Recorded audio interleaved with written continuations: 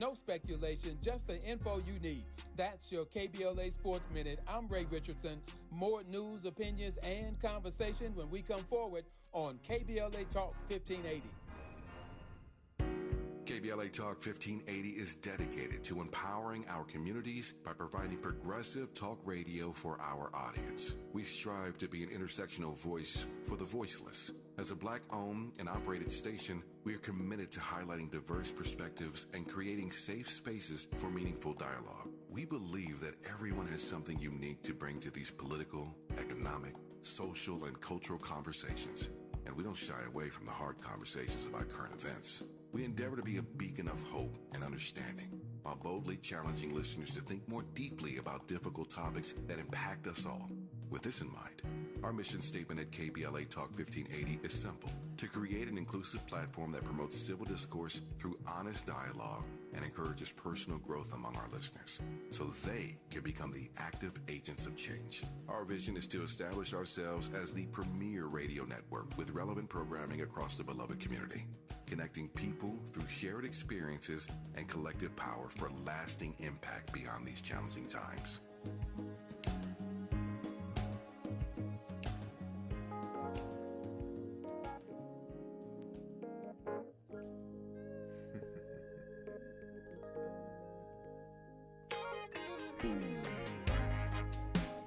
Understand why when life gets hard, you start to cry.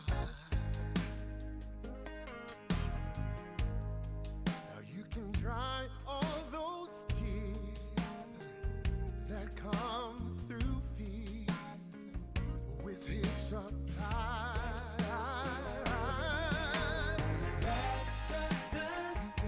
Just like a medicine, just like a medicine, just like a medicine, like a medicine, a medicine. Laughter does good, like a medicine. Oh God, just like a medicine, just like a medicine. I'm Tavis Smiley. This is KBLA Talk 1580. We continue into hour 3.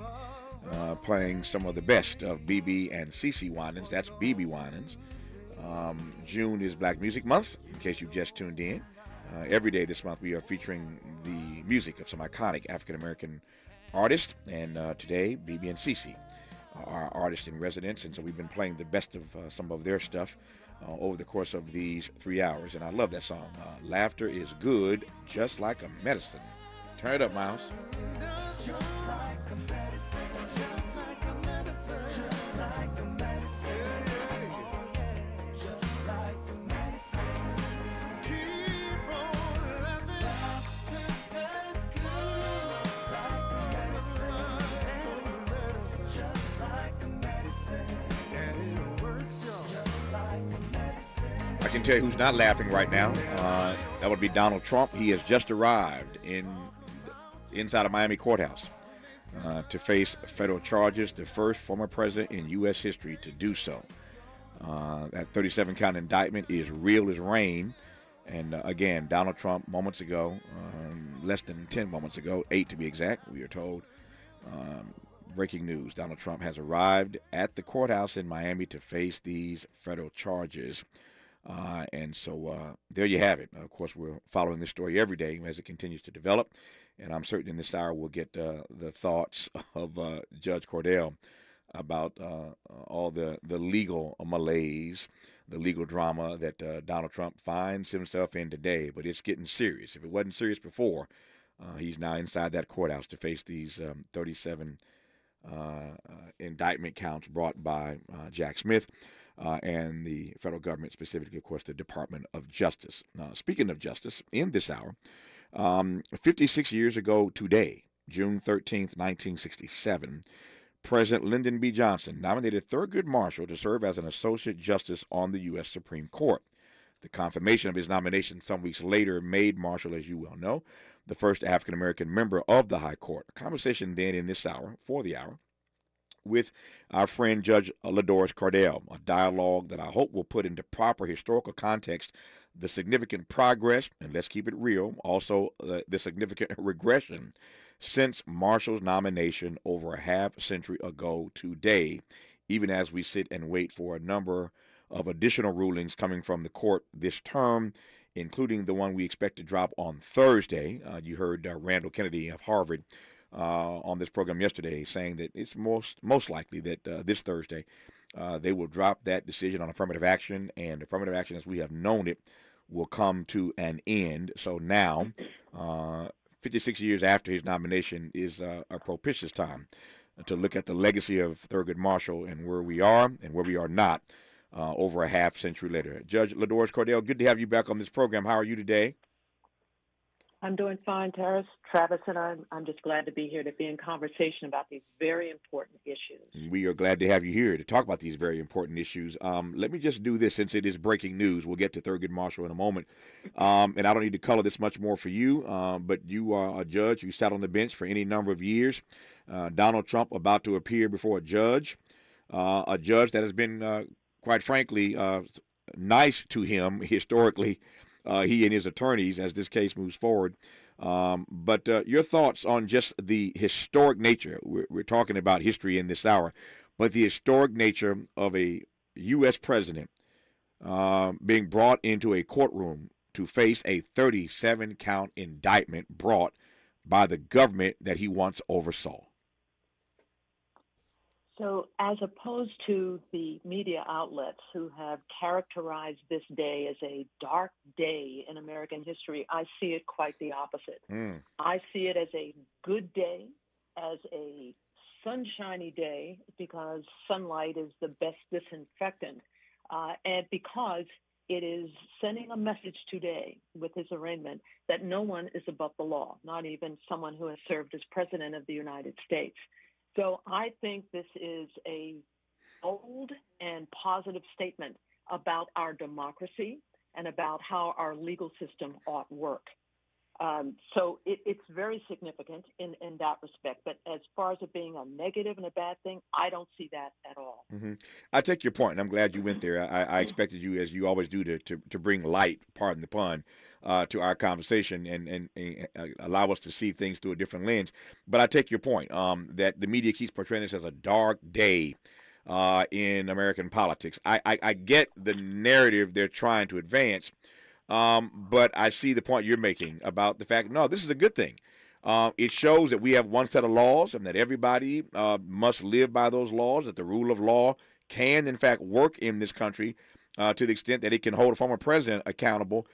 So it's not a dark day in that regard. It's a day that we ought to celebrate about the way the rule of law, in fact, can work in this country. But clearly that's not how Donald Trump and his supporters see this. Let me just ask you this question. If you let me back up. If you had asked me a year ago even whether or not I thought that Donald Trump would ever be brought to justice, my answer might have surprised you. I've been at this long enough, and you've been at this long enough to know that there's always a different set of rules for the elite in this country, the power players in this country. And I'm not even talking about the president. I'm just talking about the elite. I'm talking about, again, just people with money, with power, and with privilege. Always a different set of rules for them. Again, you know this well. You've been a sitting judge. We say all the time that you can get as much justice in this country as you can afford. How much do you get? As much as you can afford. And I think it's a damning indictment on our system of jurisprudence. We'll come back to that perhaps later in this hour.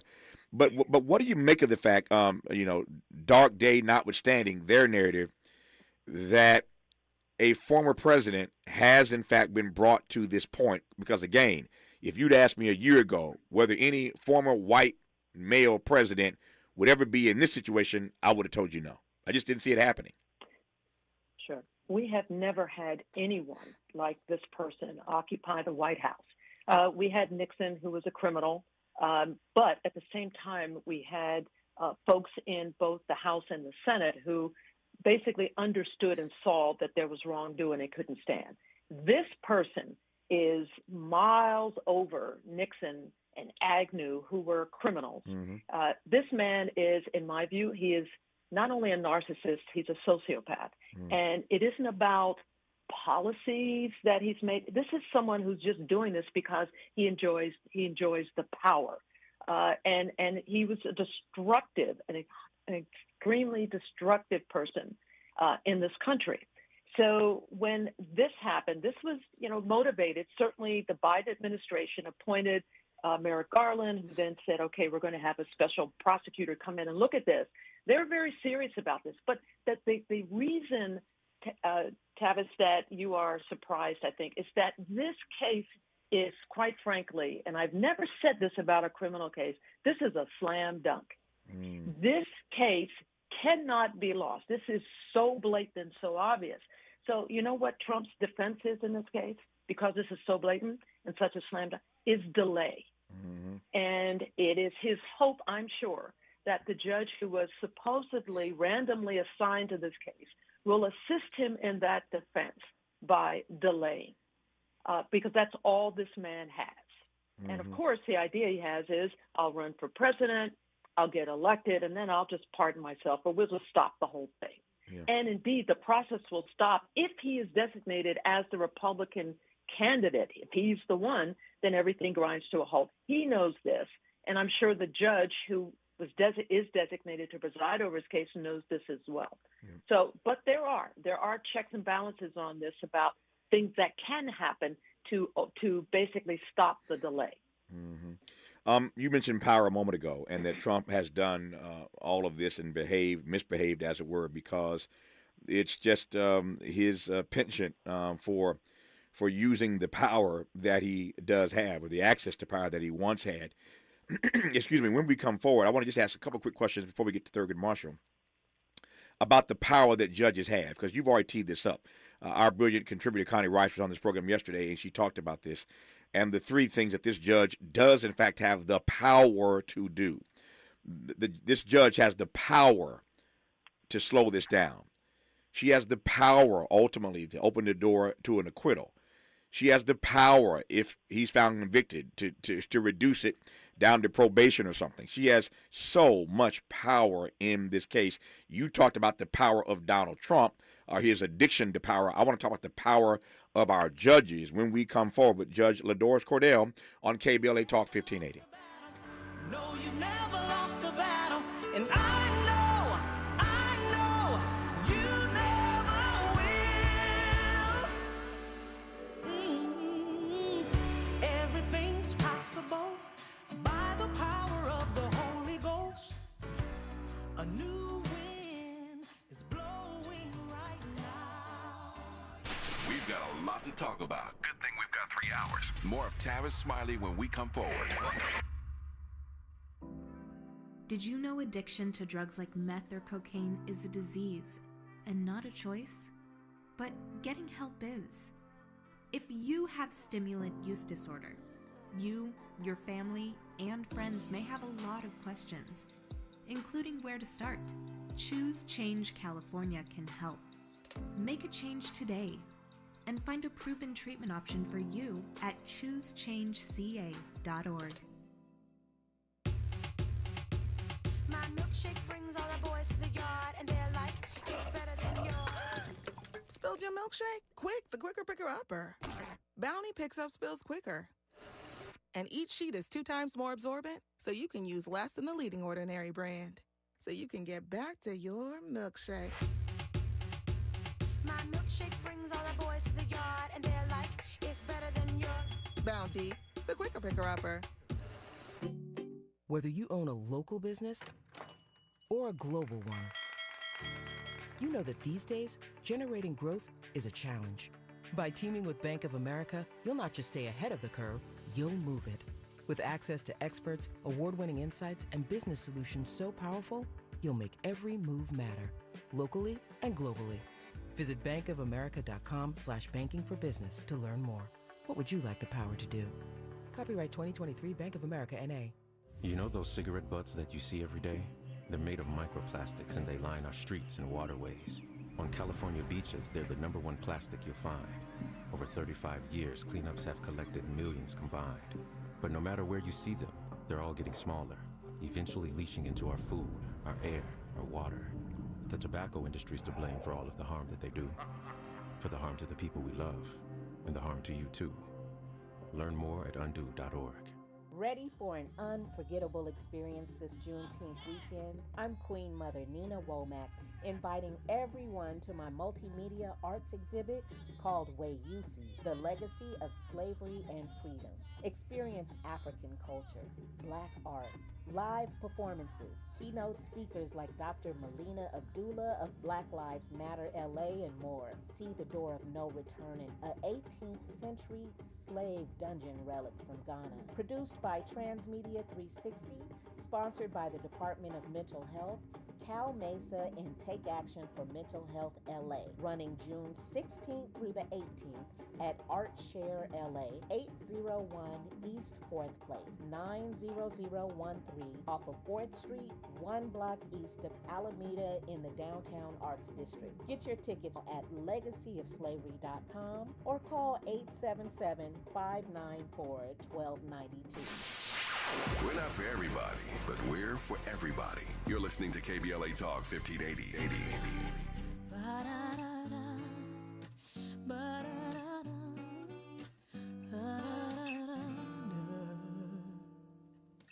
I wasn't looking.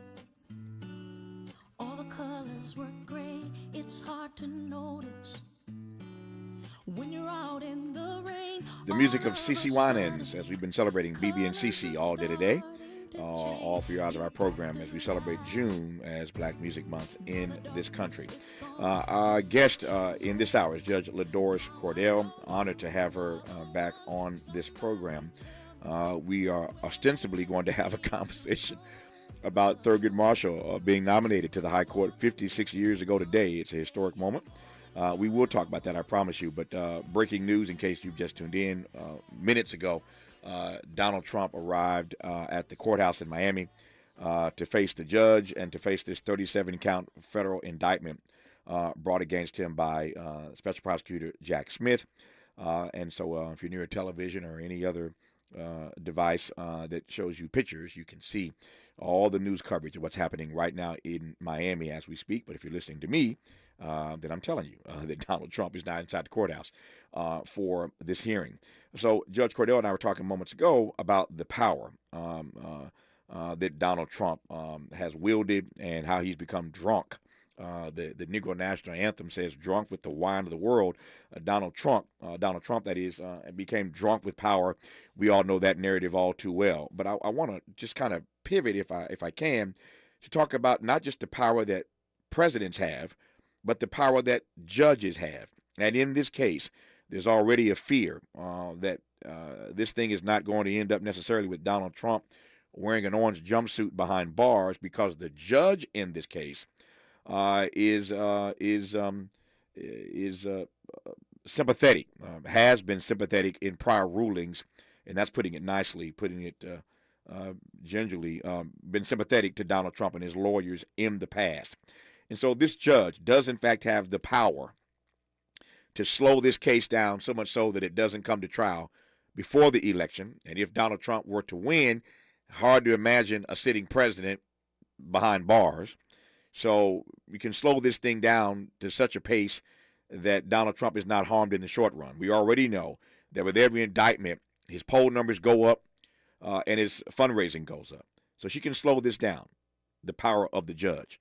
She can open the door to an acquittal. Connie Rice broke this down brilliantly yesterday. And she certainly has the authority, if he's found guilty, to reduce the sentence down to something that is ultimately a slap on the wrist. That is the power that judges have. Judge Cordell, my question is this. There are two ways to read the power that judges have. On the one hand, one could argue that judges have too much power in this country. And there's also this narrative in California, certainly years ago, we had this conversation that the hands of judges like yourself were tied by the three strikes law. So what's the correct read of the power that judges have? That their hands are tied by the law, or that they just have too much power? Or am I missing something? You're not missing anything at all. Judges are powerful. Anyone who puts on that black robe has the say over the lives of people who come into their courtrooms. And especially we're talking about trial court judges. By the way, Donald Trump is likely not going to be arraigned in front of the trial judge, Eileen Cannon, but a magistrate. A magistrate is a black robe wearer who is appointed by the other judges to do minor kinds of things in the system. But the trial judge has power. And the question is there a check on the power? Of course there's a check on the power. If judges mess up, and judges do make bad decisions, they can be reversed on appeal. It takes time in the system. There's a lot of delay. Judges can be disciplined for misconduct on the bench. There are checks on the power. That being said, the judge who will preside over his trial, as I noted earlier, and you said, can slow down the trial by just setting dates that are longer than necessary. The judge also, there are a couple of other things. The judge can interfere with the selection of a jury. When a lawyer says to the judge, I believe this person is biased, the juror is clearly in favor of the defendant here and cannot be unbiased, the judge can just say, no, I don't think so. I disagree, that the juror will stay. So there's jury selection where the judge could do some things that are entirely inappropriate. And then judges make evidentiary decisions. If one side says, we call this next witness, the other side says, no, we don't think this witness is appropriate, isn't relevant, the judge decides and could say, nope, the witness I don't think is relevant, cannot testify. So there are all kinds of ways that can happen. But let me add, in this case, this judge has been reversed twice by three appellate judges on the 11th Circuit, a conservative circuit, with two of the three judges being Trump appointees. And she was berated both times for making ridiculous rulings and decisions. So the hope may be, in this case, that she was so embarrassed and so denigrated by those two reversals that she will try to do better this time. The other part of this is that she still doesn't have that mindset and makes utterly biased and ridiculous decisions. The court itself, the supervising judge, presiding judge, can make a decision to take her off the case. So it isn't like she has all total power. So it's really going to be a watch and see. The 11th Circuit and the court in which she sits does not want further embarrassment. And that's what she's been. She's been a total embarrassment, a national and actually worldwide embarrassment. So other minds are going to be weighing in and watching. People will be watching this in the judiciary about how she handles herself. To your point, Judge Cordell, about evidentiary rulings that this judge will make, and that impacts, of course, the trial. We were talking about this a bit yesterday, but not with a judge of your stature, so I want to get your take on this. Again, to your point about evidentiary rulings, the prosecution in this case, the government, Jack Smith, the special prosecutor, was successful in piercing the veil of attorney-client privilege. Everywhere you read, you can see this. I'm not making this up. That the case against Donald Trump is largely resting on notes from Trump's attorney. And they were able to get those notes. That's typically protected under attorney-client privilege. They were able to get these notes, Jack Smith was, because they pierced that veil of attorney-client privilege. There are a lot of legal experts raising questions about whether or not that evidence, as damning as it is for Donald Trump, will actually make it into the trial, because the judge could rule that you pierced the veil of attorney-client privilege, and I don't think that evidence belongs in this case. So that's interesting. So the veil was pierced because the rules are that the notes are not protected when they are used to cover up a crime or to assist in a crime. And that's what these notes clearly show, that Trump was trying to get this lawyer to engage in criminal behavior by hiding, concealing, destroying classified documents. So it would be very difficult. And I think, once again, if this judge were to say, no, the veil wasn't pierced and you have no right to use these, I think that Jack Smith would take an immediate appeal, which you can take, an emergency appeal. And I think she would be reversed. And at that point, I think she would be taken off the case. The other issue you raised takes us straightway into our conversations I want to have this hour about what happened historically 56 years ago today when LBJ nominated Thurgood Marshall to sit on the highest court in this country. You mentioned peremptory challenges earlier in this conversation, and Thurgood Marshall was on the record for many years, and I'm not quoting, but I'm paraphrasing pretty closely, he felt and said so publicly that one of the ways to fix parts of our system that are broken is to do away with peremptory challenges. Thurgood Marshall was on the record being against peremptory challenges. I'll let you explain again to the audience what those challenges are specifically, and get your take on whether you think Marshall was right about his opposition to peremptory challenges. Sure. And I've written about this in my book, Her Honor, which came out now 2 years ago. So peremptory challenges, just very briefly, if you are trying a case, if you're a lawyer and you're picking a jury, you can ask that a juror not be seated because the juror has said bias, like defendant is black and the juror says, oh, I don't like black people. Okay, bias, you're out for cause. However, lawyers can also have a certain number of freebies. These are peremptory challenges where they can boot a juror off for no stated reason. And so in California, for example, in felony trials, each side, a prosecutor or defense, gets 10 peremptory challenges. And so the peremptories are just, I don't like the juror, they're out. You don't have to give a reason. However, when one side says, wait a minute, I think that juror got kicked off because of race, which is improper for peremptories or any kind of challenges, then the other side has to come up with a reason. The judge says, well, why did you kick that juror off? And then the other side has to say, well, the person appeared hostile or, whatever. And at that point, the judge decides whether or not that was a valid peremptory challenge. Thurgood Marshall, when this issue about peremptory challenges came before the Supreme Court, dissented, where the Supreme Court said, no, peremptories are fine. And the issue came because of race, because of racial discrimination, because jurors in a particular case, there were two cases, were just being booted off of the juries and by prosecutors who came up with these ridiculous reasons that judges just rubber stamped. So the court basically said peremptories are fine, and there's no racial discrimination. If there is, judges will be able to really feel it all out. And it's not true, because judges have continued to just rubber stamp these challenges when they are questioned by the other side. So Thurgood Marshall was prescient. He said, there is no way that these peremptory challenges are going to deal with the racism that is within the system and jury selection. And I write about that in a chapter in my book. So he was, at part of his time on the bench, Thurgood Marshall was one of a ferocious dissenter, which is what Ketanji Brown Jackson is going to end up being, along with Sotomayor on this court.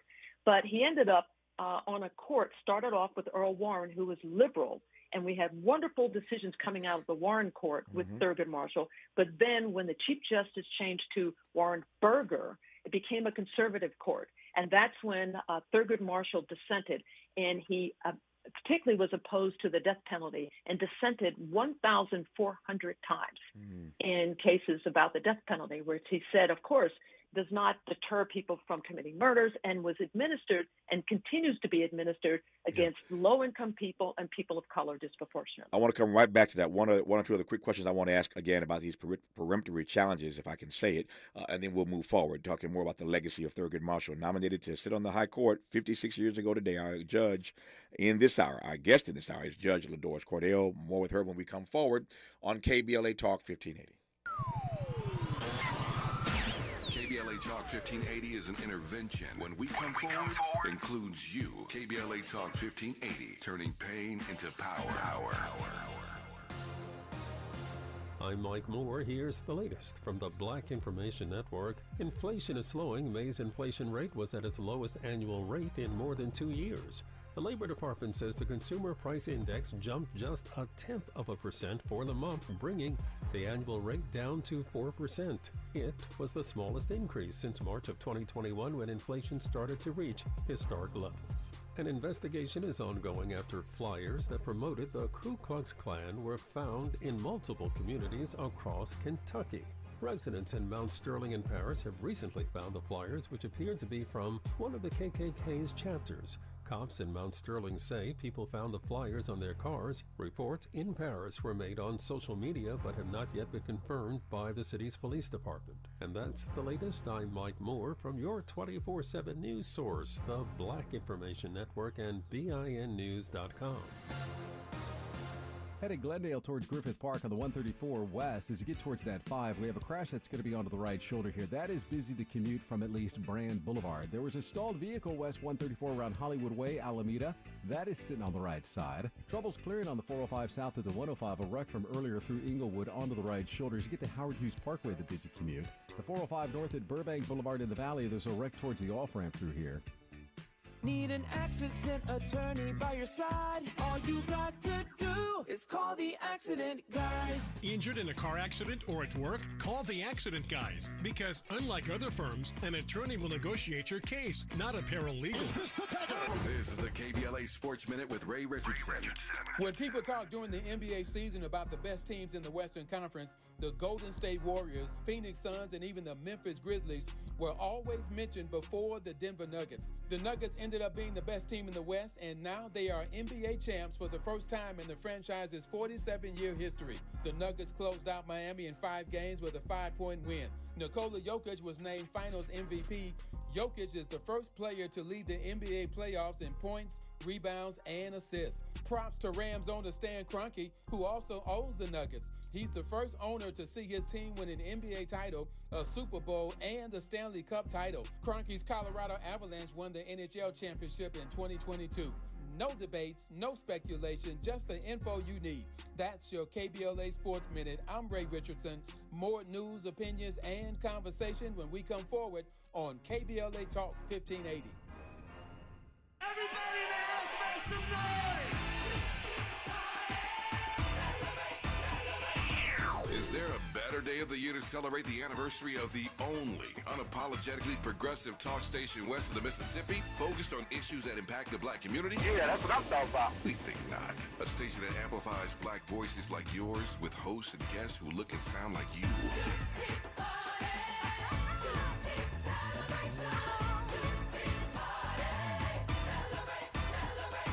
Celebrating our second anniversary on Juneteenth. We're KBLA Talk 1580. And you ain't seen nothing yet.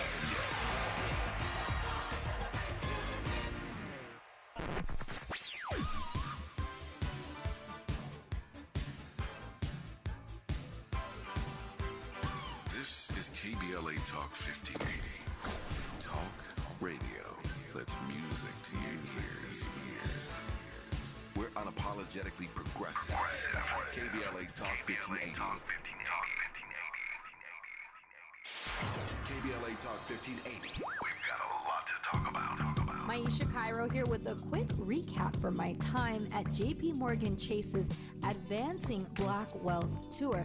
There were speakers Ian Dunlap, Damon John, Lynn Richardson, MC Light, Don Kennedy, to name a few. Take a listen to what Justin Grant, Community Development Lead at Chase's Advancing Black Pathway, let's see what he had to say. So I'm Justin Grant. I lead Community Development and National Partnerships for JP Morgan Chase's Advancing Black Pathway strategy. And so we're focused on strengthening the economic foundation of black communities, and we're making targeted investments in programs like the Advancing Black Wealth Tour to help us get our tools and resources out to the community to drive sustained impact over time. So when it comes to black and brown people, it sounds like Chase is making it their personal responsibility, not only to facilitate these events, but to educate and provide resources. So, Mr. Grant, I have to ask, what does wealth building look like for the individual? It's home ownership, it's having that freedom to be able to start your own business and create jobs in your community, and it's having that long-term plan towards retirement, having that vision for what you want your life to be,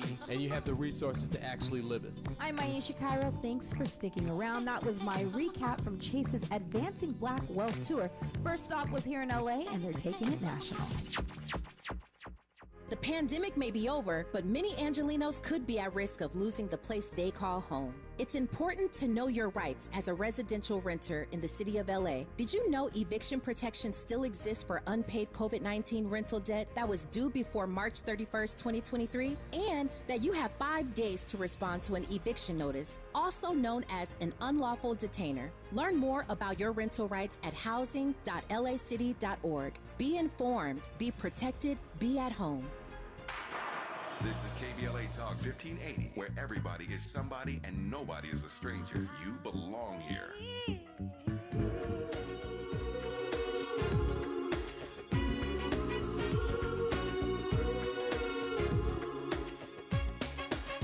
Yes, I see you crying.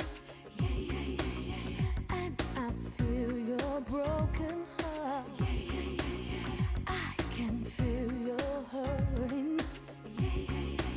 Still, you choose to play the part. I'm Tavis Smiley. This is KBLA Talk 1580. Our phone number 1-800-920-1580. We are celebrating today the music of BB and CeCe Winans, both together as BB and CeCe, and their separate projects. But we've had a great time playing some of the best of BB and CeCe.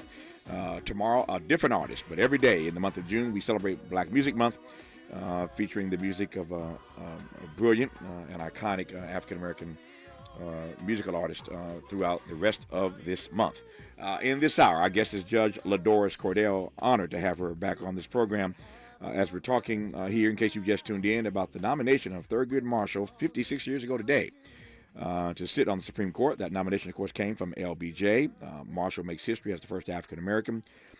He is eventually replaced years later by one Clarence Thomas. We'll talk about that later in this hour. And now, of course, Clarence Thomas is joined by KBJ on the court, who Judge Cordell mentioned moments ago. One last question about these peremptory challenges before I move forward.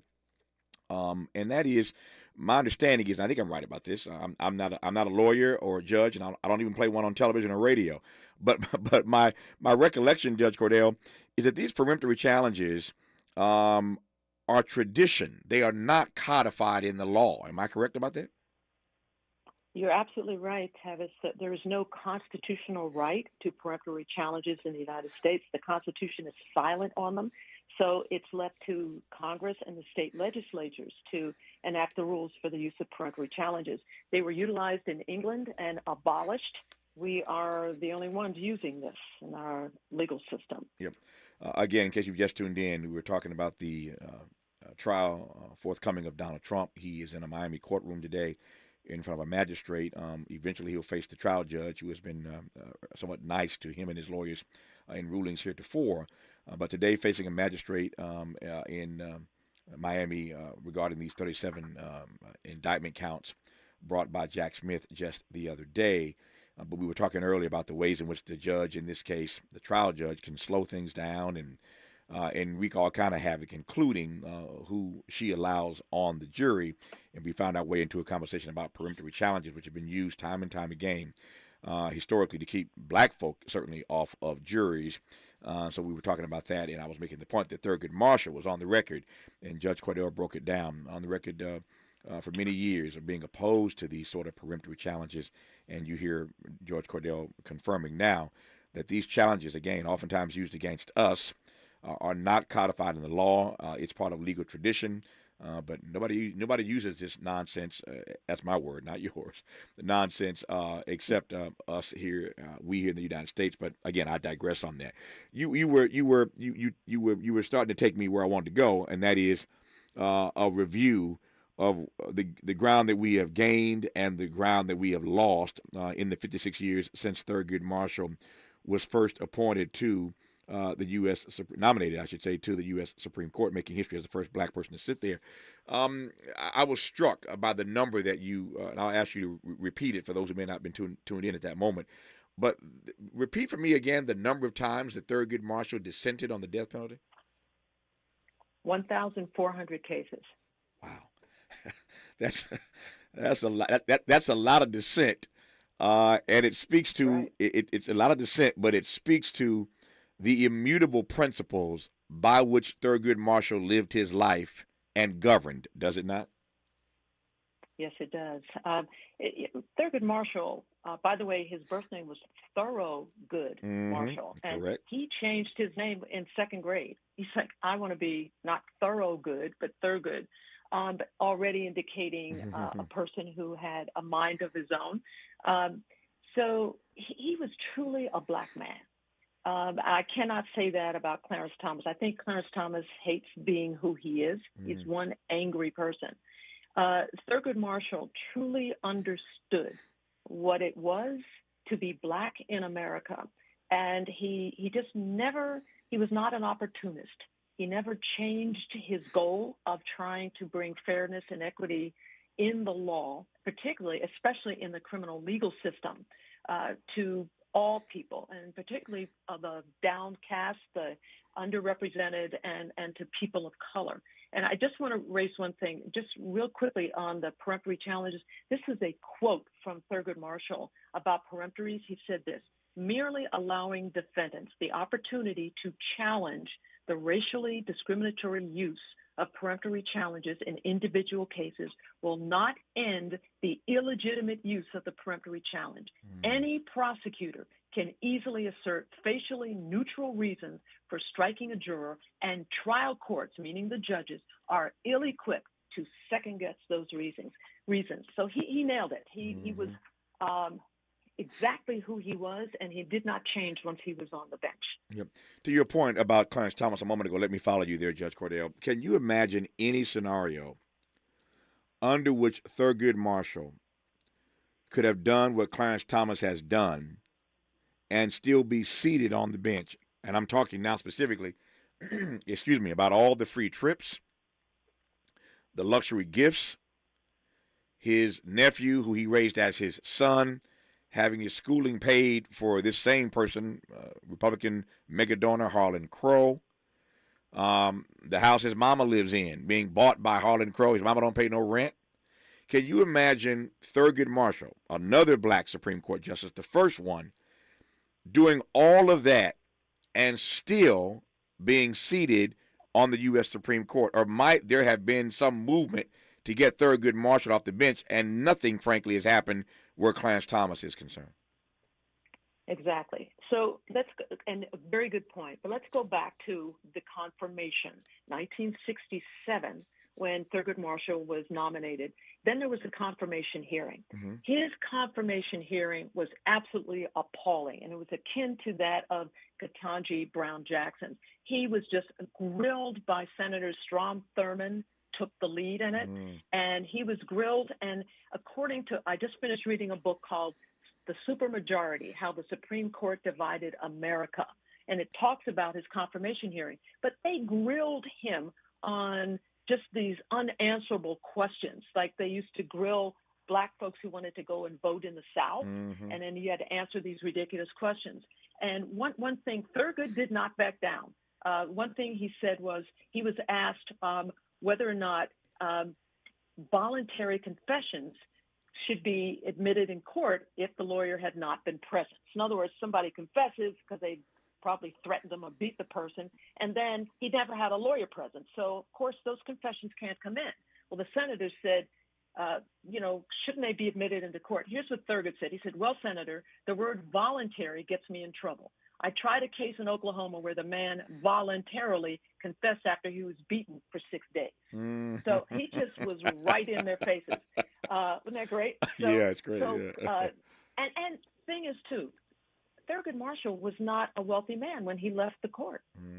He didn't have a whole lot of houses and benefactors. He did not. So here we have Clarence Thomas, who's raking it in. And, of course, there's no code of ethics for the Supreme Court. So, no, to answer your question, I cannot imagine that Thurgood Marshall would have survived any of that had he had the kind of track record that Clarence Thomas had. What's fascinating about, and I just came to me, I just recall this.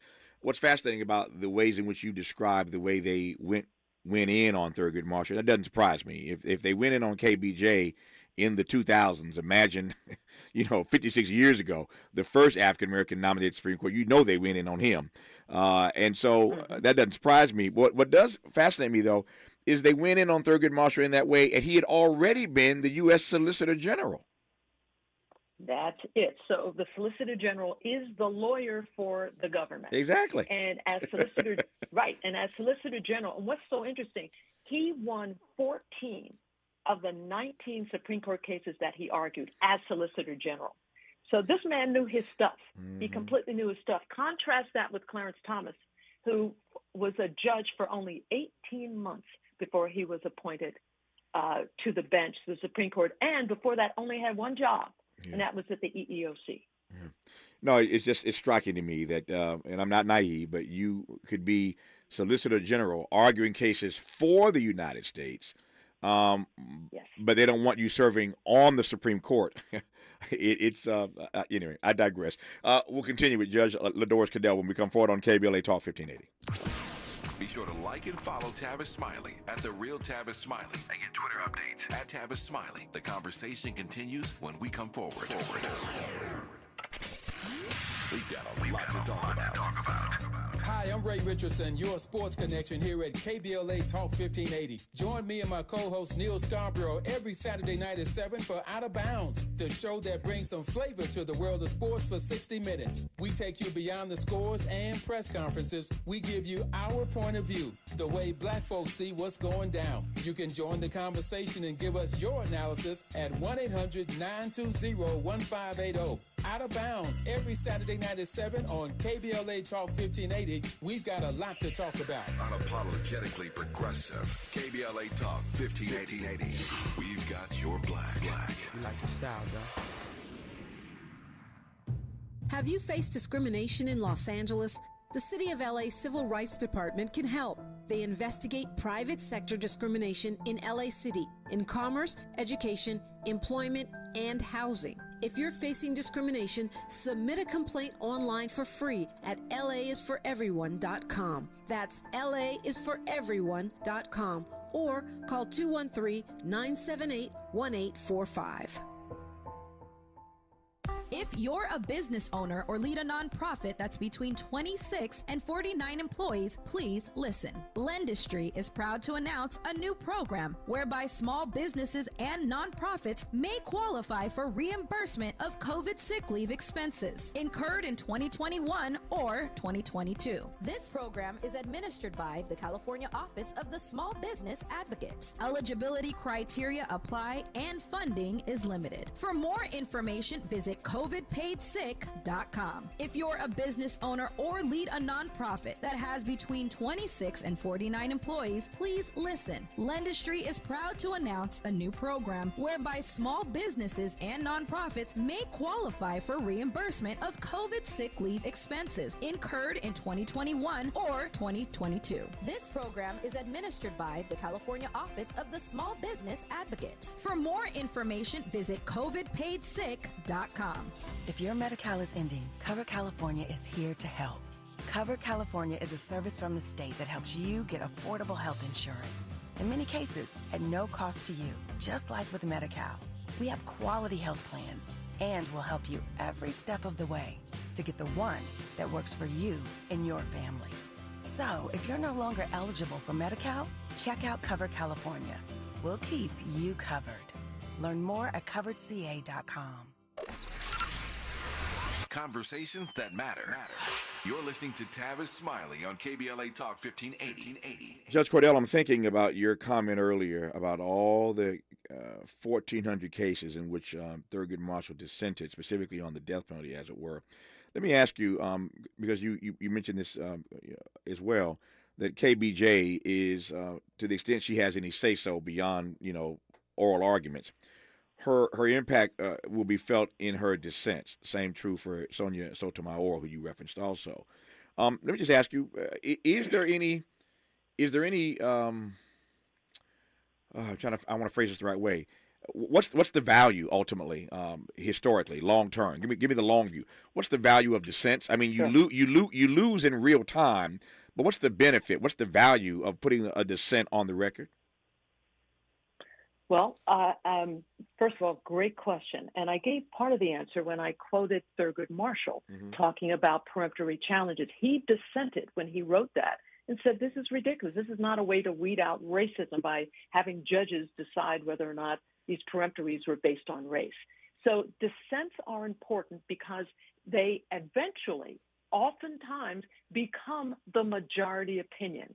It takes years, but looking back, Ginsburg is another example. She wrote dissents, and some of her dissents became the majority opinion later.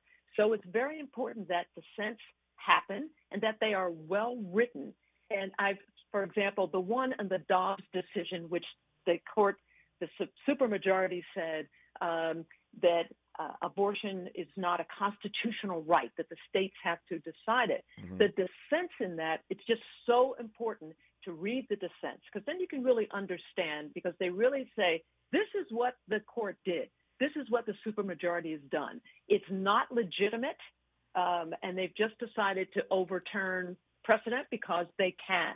And by the way, as a result of all of that, now Clarence Thomas, his philosophy has been, we don't care about constitutional precedent. We'll just do what we feel like doing right now. And that's what is happening on the court. He has become the main mover. So that's why these dissents are so important, because I truly believe that all of this stuff is going to turn around again.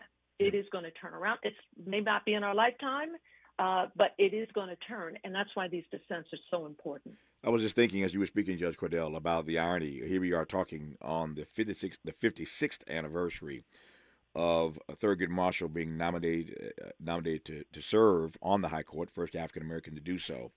The African American who replaced him was of course Clarence Thomas, and Clarence Thomas is now the longest serving member of the court. It just shows you how time moves on, right? It stops for no man. But Clarence Thomas is now the longest serving member of the court, having replaced one Thurgood Marshall. Let me ask you, how do I want to frame this? Let me go back to Randy Kennedy. Randall Kennedy was on this program yesterday, Harvard Law School professor, of course. And he made the point yesterday, I was talking about the conservative nature of this court. And he said, Tavis, I agree with you, but let me just add something here. He said, I think it's not just that this court is conservative. We've had conservative courts, of course, throughout the history of this country. What this court is not just conservative, they are reactionary. They're not just conservative, they are reactionary. And we need to add that language when we talk about how we describe, rather, this particular court. Thurgood Marshall knew something about conservative courts. I don't know, and you tell me, whether or not you think that the reactionary nature of this court would compare to what he saw in his time of service on the court. Maybe so. You tell me. Yeah, I think there is no comparison, and I agree with Professor Kennedy. So when Thurgood Marshall was on the court, it became a conservative court in that Warren Burger was the Chief Justice, and meaning Thurgood, wrote a number of dissents. Mm-hmm. But that was not a court that just said, we don't care about constitutional precedent. We are just going to just do whatever we want. That was not the court back then. In other words, they looked at cases. They didn't just throw cases out because they felt like it. That's what undermines, in my view, a democracy, and what destroys an independent judiciary is doing that. So that is not what Thurgood Marshall encountered. Mm-hmm. And oftentimes the decisions were 5-4 decisions, meaning 5 for a decision that was maybe a conservative view and Thurgood's view being in the 4.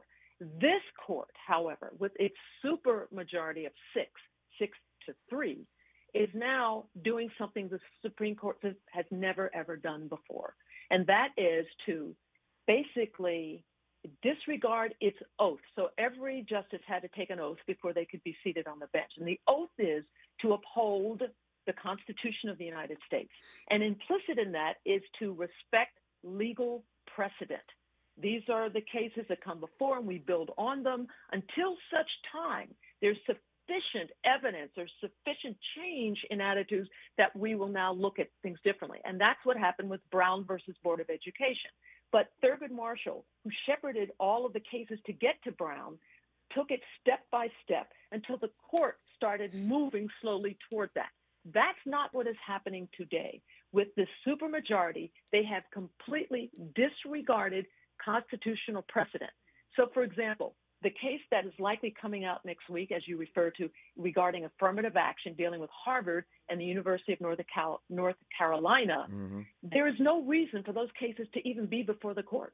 The court has already ruled on it at least 3 times, and yet the 6th decided, no, we're going to hear this case for no reason other than that we just don't want to have race involved in affirmative action. It is unprecedented. It is outrageous in my view, and yet they did it. Why? Because they can. What's your view of what happens on the other side of this decision, likely this Thursday, that will end affirmative action as we know it? Your thoughts, perhaps, on some of these so-called race-neutral policies? What happens on the other side of this decision on Thursday? Yeah, first of all, there's no such thing as race neutral when it comes to admissions in colleges. But I just talk about the admissions side because the people are saying, well, it should be class-based, class-conscious admissions. Well, if you do that, if you look at socioeconomic, what do you think is going to be a major factor? Of course it's going to be race. You can't really even separate them out. But what offends me, I guess, the most is if we just look at specifics. So medical schools, for example. Medical schools are indirectly in the crosshairs of this decision. And why do I say that? Most medical schools today use race in their admissions to help make a racially diverse student body. But if you look at the statistics, as of 2015, there's an estimated deficit of there was 114,000 Black and 81,000 Latino doctors. That's a deficit, right? So racial ethnic minorities have been excluded from attending medical schools and even from joining medical associations like the AMA. So let me just give you this quick stat. In 1900, 11.6% of the population was Black. And of that number, we had 1.3% Black physicians.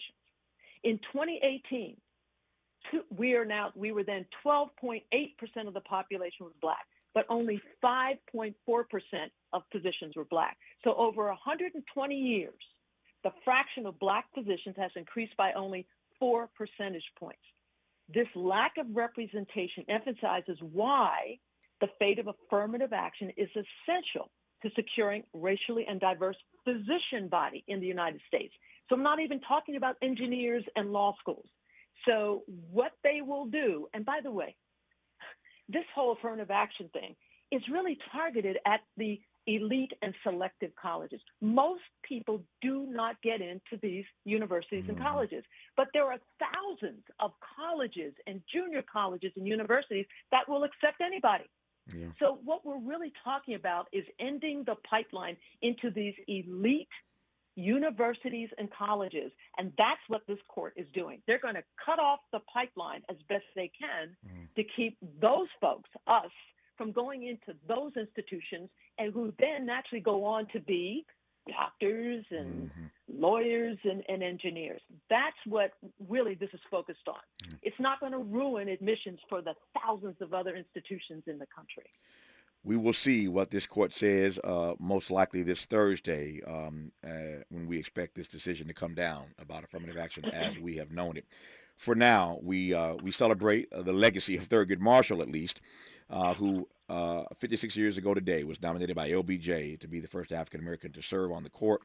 And we also thank Judge LaDoris Cordell for joining us to share in this celebration of the legacy of Thurgood Marshall. Her book, it's a powerful one. It's called Her Honor, My Life on the Bench, What Works, What's Broken, and How to Change It. I highly recommend it, as I always do. It's a great book. Her Honor, My Life on the Bench, What Works, What's Broken, How to Change It, by LaDoris Hazard Cordell. Judge Cordell, good to have you on. We'll do it again. All the best to you. Thank you so much. Thank you for your time. That's our program for today. Back here tomorrow morning, Lord willing, to do it all over again, 9 a.m. to 12 noon. Until then, thanks for tuning in. Up next, the KBLA Midday Money Chain, the Millionaires Roundtable with Lynn Richardson, followed by Ahead of the Crypto Curve with Naja Roberts. Old money, new money, either way, we got you covered here on KBLA Talk 1580. Thanks for tuning in. And as always, keep the faith.